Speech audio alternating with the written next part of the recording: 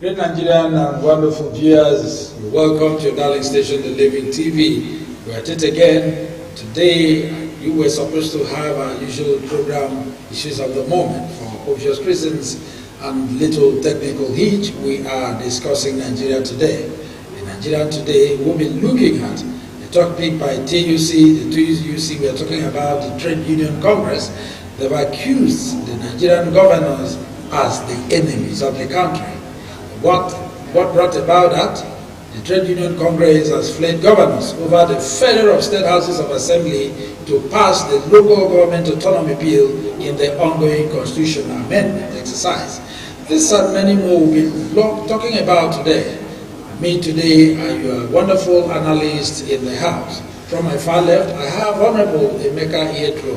Honorable Emeka Ihedru, popularly known as Zemosu, is one of the foremost legislators in Aba North. Honorable, you're welcome to the program.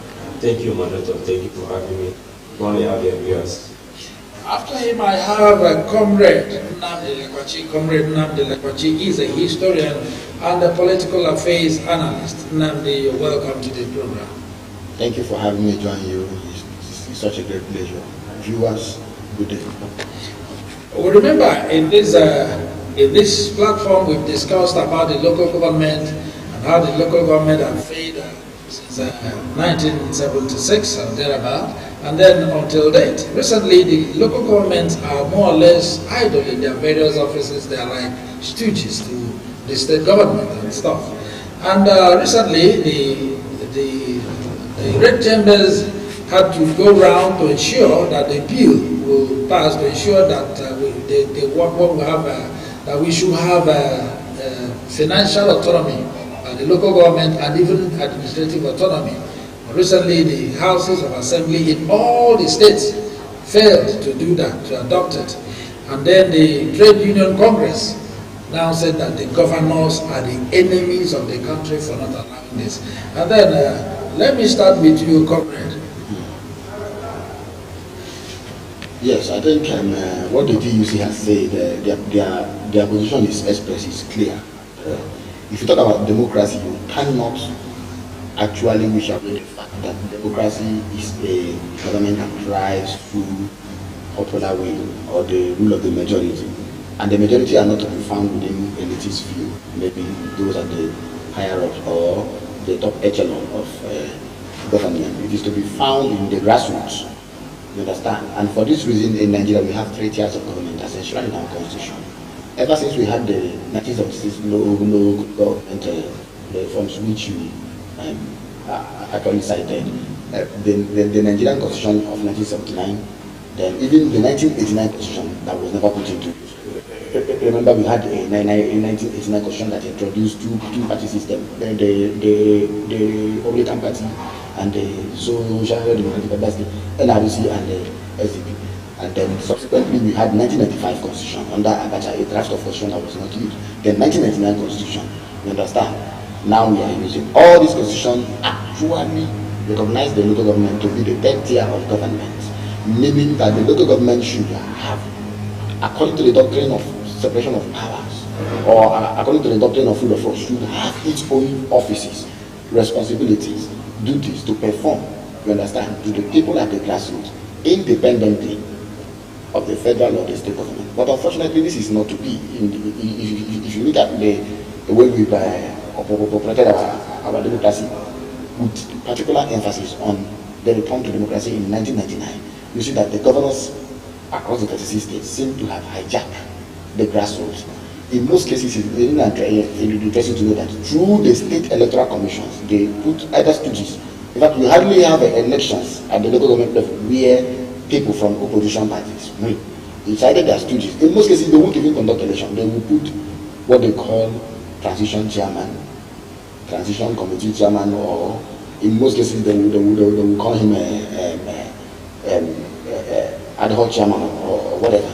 But you see that at the end of the day, such persons so selected or so appointed or chosen by the governors are not beholden, are not accountable to the people. They are accountable to their governors. And to a great extent, the dividends of democracy are being denied even at the grassroots. Yes. I remember vividly during the military rule, local governments used to build roads.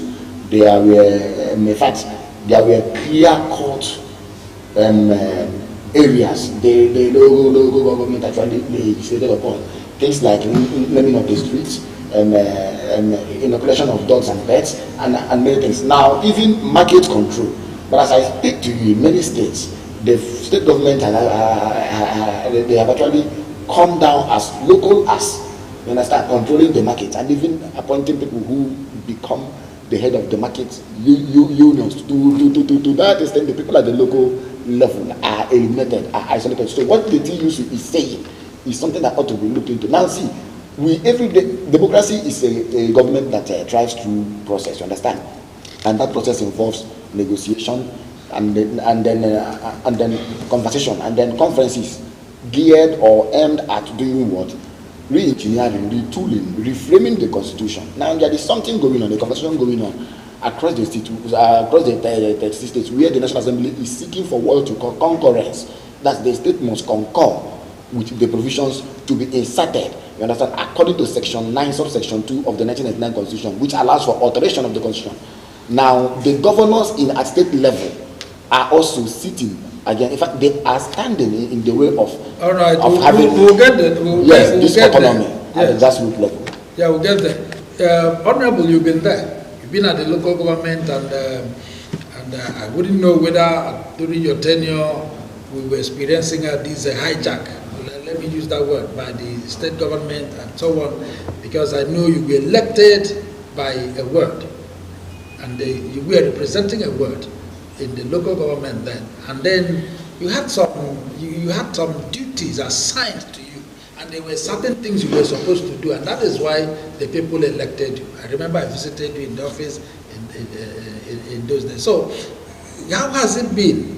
What we are experiencing now, even this, just like we read out, was it the same way during your time, during your tenure? Thank you very much. That was a very wonderful question. You see, the thing is that suffice it to say that the local government administration ended in 2002, when the tenure of the pioneer members of various local governments across the federation ended. When the tenure first, that's the very first set that ushered in the democracy between 1999 and 2002. That was when democracy at the local government was murdered. Okay. Then the question now arises: how did we get here? It was caused by one man, and that was one governor from the southeast, particularly the man who was saddled with the responsibility of governing Abia State.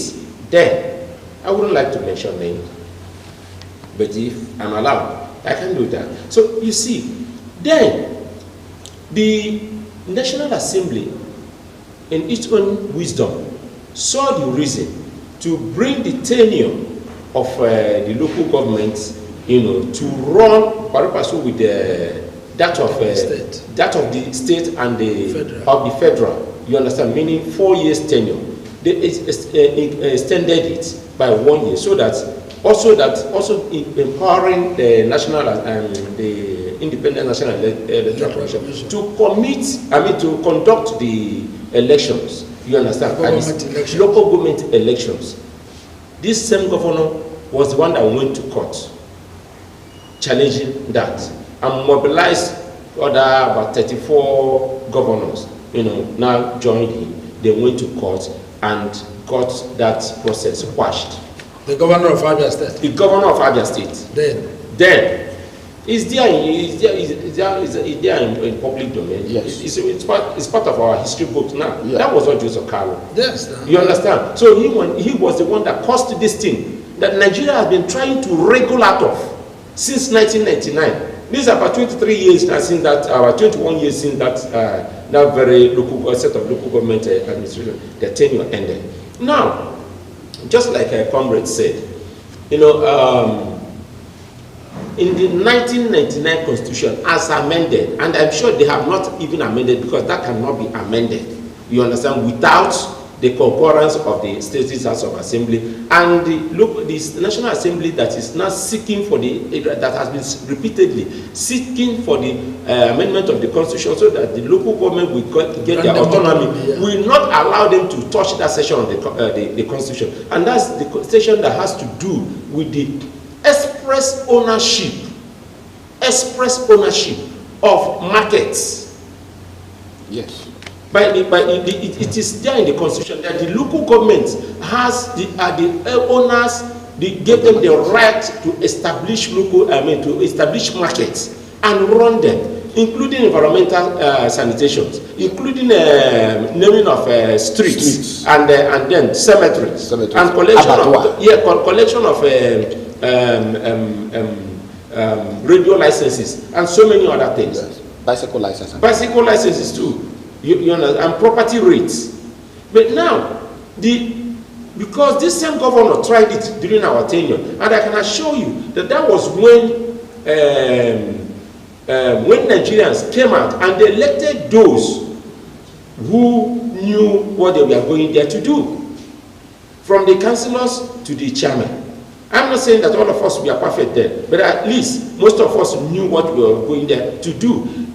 All these local government elections they do now, you know, this 100% indirect appointment. Then I prophesied that after our tenure, what we were going to have in the local government system was going to be indirect appointment. So the governors will appoint and ask the various state elections to ratify it. That's what they do. The ratification of the government of the day's appointment. So now, when they wanted to take over the biggest, because I served in Aba North, what I represented is Yama Ward, that's the #1 ward, and then Ariada was under our control. Yes. The state government wanted to take over. Some of us who we are from the minority party threatened that we will take the state government to court. That this thing is ours by constitution, not by law, not by the law of the so in a nutshell, the thing is that the governors are selfish, and just like it cannot be said, you know, less. Like I told the line of the TUC that they are the enemies of the country. You can imagine a governor that is serving out his tenure is still holding the local government system under bondage. They don't want the people to come in. They don't want the people to. They don't want a democracy at the local government level. As far as I'm concerned, the democracy has been hanging in the air. It has not landed all this while in Nigeria. All right, comrade. I don't know what to say about the TUC. The deputy president of that is Tom Yeti.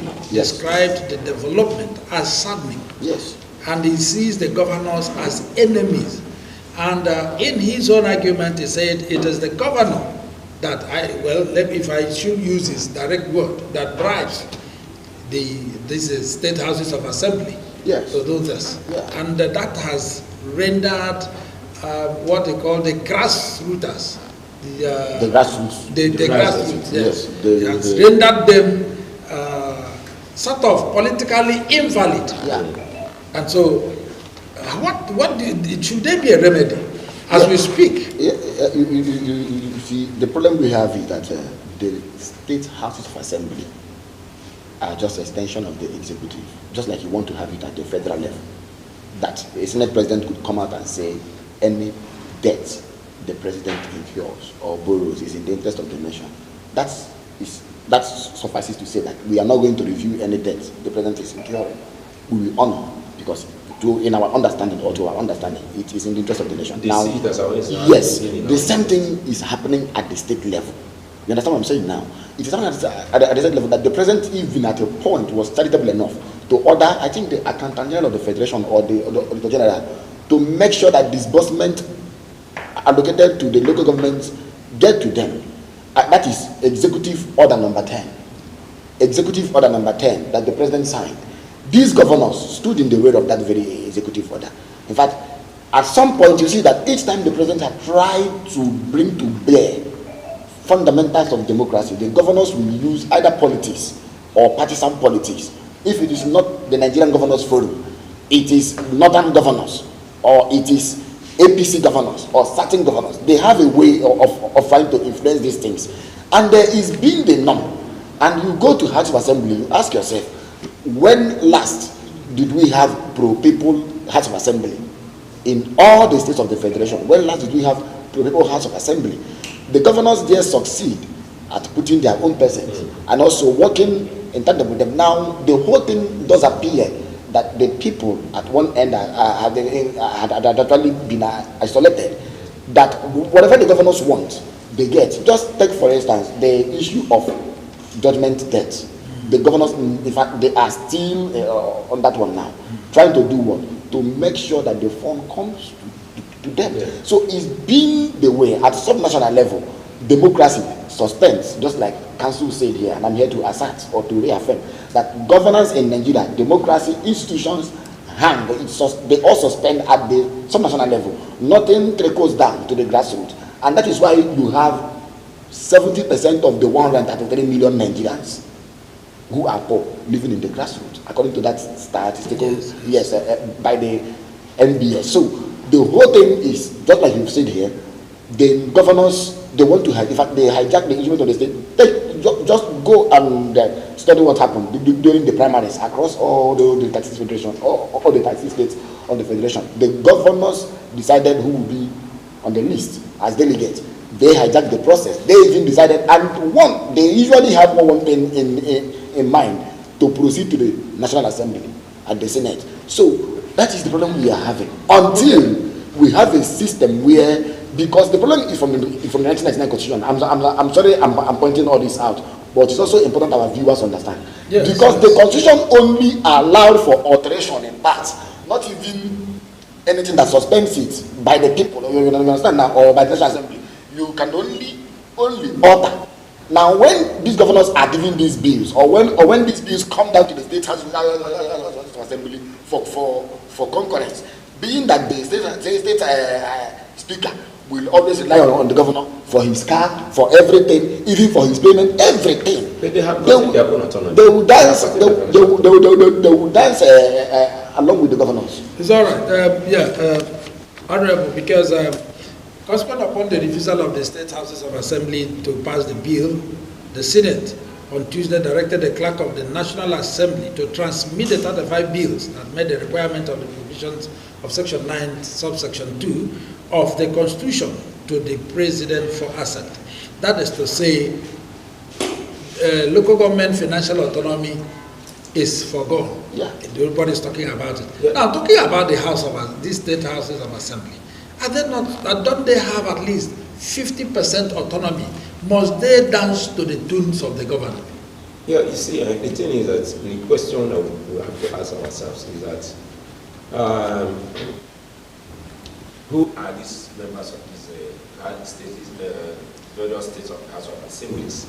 You see, the thing is, Nigerians have been frustrated over the years, as in by way of having, Nigerians have had limited choices of who to vote into the houses of assemblies, because you see, parties give the electorate the best of the worst.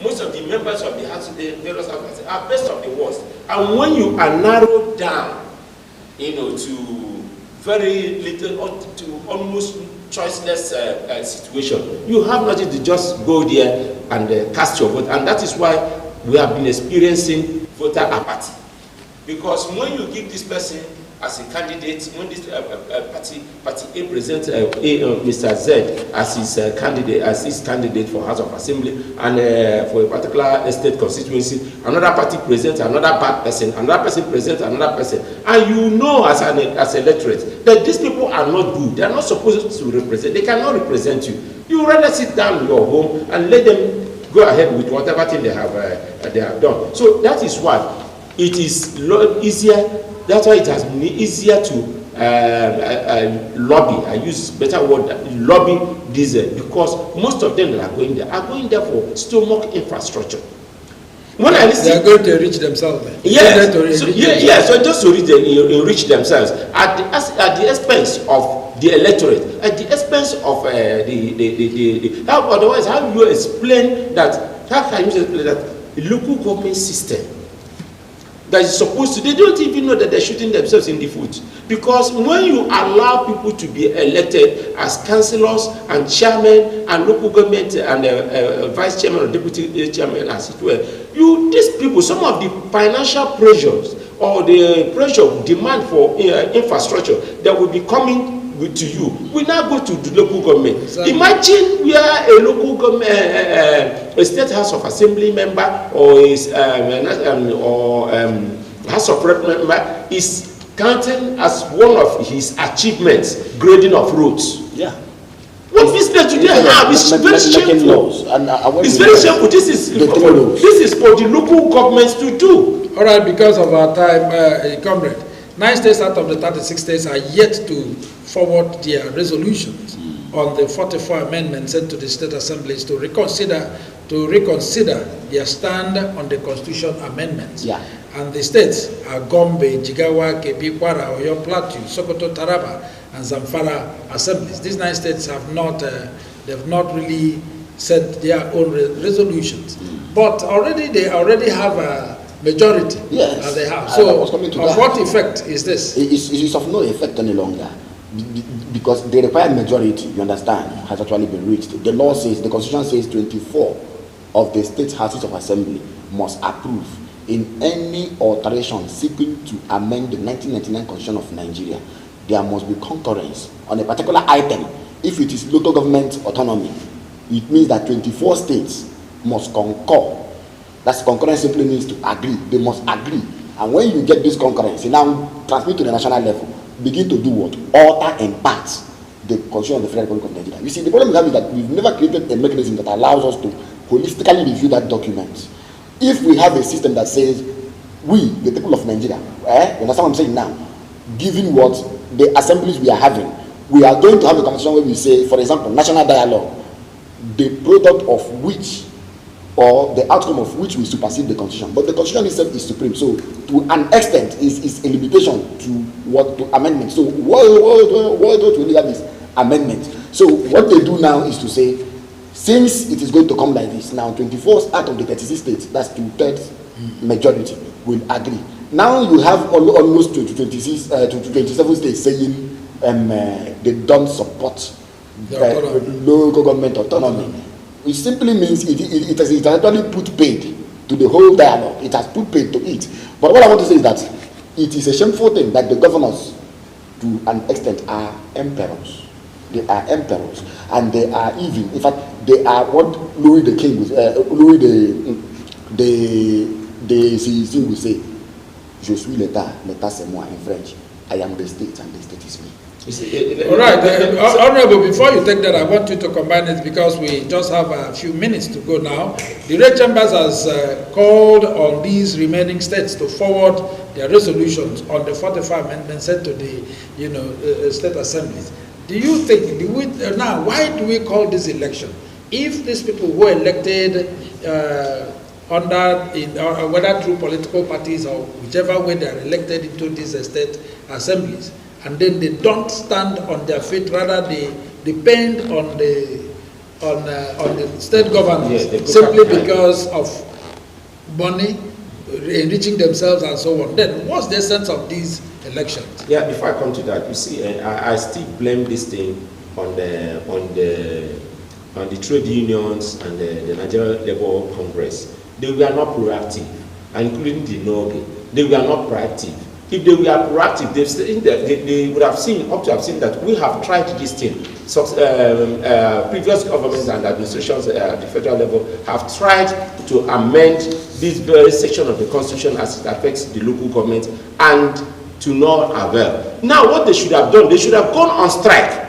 They should have mobilized and gone on strike and make it a public and national issue. You understand? If they had gone on strike, threatening the various houses of assemblies, if you don't do this thing, we will go on then one strike, and then we will finally go on strike. I'm sure we wouldn't have been here. The success would have been recorded. Now, back to your question, National Assembly asked for this transmission out of frustration because they have tried and they could not get it. The president also ought to have lobbied the various state government. Try to talk to them, let them know that they are out serving their so they have nothing to lose. All right. Finally, before we take our leave, comrade. So, what's your final take on this? My final take is simple. We cannot have democracy until we lessen the pressure on the states, even on the federal government, by watering or trickling down the dividends of democracy down. That is why we have bloated government. All right, Honorable, talking about lessening the pressure on the states, but this is a pressure they are putting upon themselves because that of is it. They are the financial involvement. Yeah. So, what's your take on that? The thing is that let us use our BVCs wisely this time.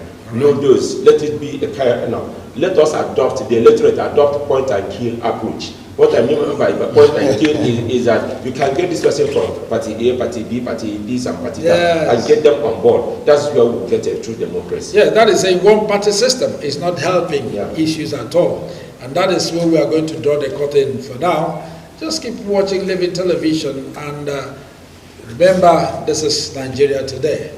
We'll be back again. For now, from my far left again is Honorable Emeka Ihedru. Honorable Emeka Ihedru, we're happy to have you today. Thank you so much. And Comrade Nnamdi Elekwachi, we're happy and pleased to have you here today. It's always my pleasure to be here. Thank you. And this is your command, Chineduma Diele, signing off for now. Keep watching Living TV.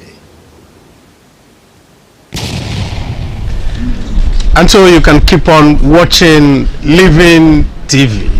I can say in Pidgin English. Living TV. Nade Kampe. Allow me to enjoy myself.